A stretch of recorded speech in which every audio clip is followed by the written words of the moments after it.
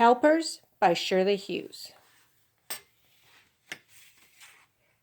Mick, Jenny, and baby Sue's mother has to go out today and leave them behind.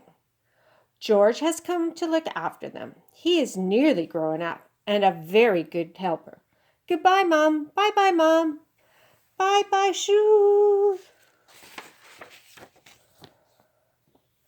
Now, says George, there's going to be no mucking about. You've all got to help. They cleared the dirty things from the table, stacked them on the sink. Not one is broken.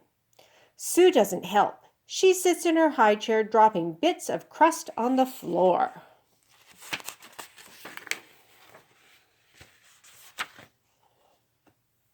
Looks a bit of a mess in here, says George in the children's room. The beds aren't very well made. There are comics all over the floor, and who's been walking about in muddy Wellingtons? The toy cupboard looks like this. It's too full to put anything away. George says there would be a lot more room if they threw away some of these old broken toys. Mick is a great help in carrying them out to the bin.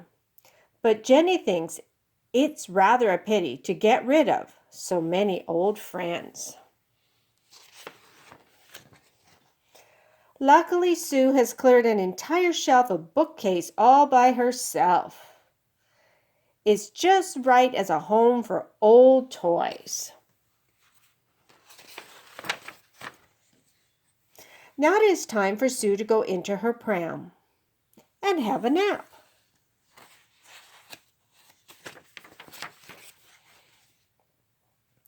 The others go into the garden. It's much too small for football, but there are 4 flowers out. Perhaps we could do some weeding, says George. But Mick and Jenny aren't quite sure which are weeds and which are plants. Neither is George. So they pick the flowers instead to make a lovely bunch for Mom when she comes in. Suddenly, everyone's hungry. Mom has left a cold dinner. Hooray! Jenny thinks she can remember how the knives, forks, and spoons go. Right hand, left hand. Has she done it properly? Mick helps Sue with her chocolate pudding.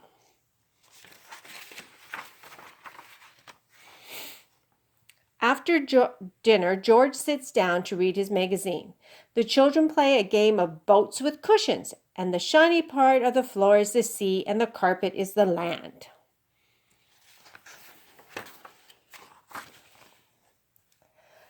Sue keeps getting out of the boat into the water.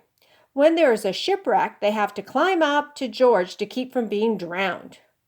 George soon says crossly that he's had enough of this game, so they go out to the shop. At the shop, George buys some chewing gum for himself, some sweets for the children. Sue sits outside in her pram chatting to friends. On the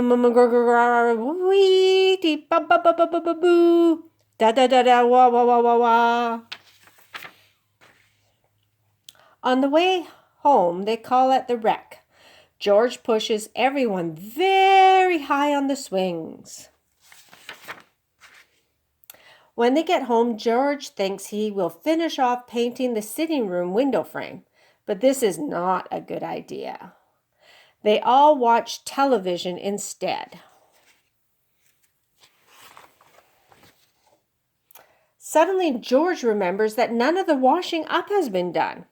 Now, Mick and Jenny do a really helpful thing. They give Sue a bath all by themselves. They make sure the water isn't too hot and hold on tight while they soap her all over. Afterwards, they put on her nightie and even remember to brush her hair. There's someone at the door. Mom's come home.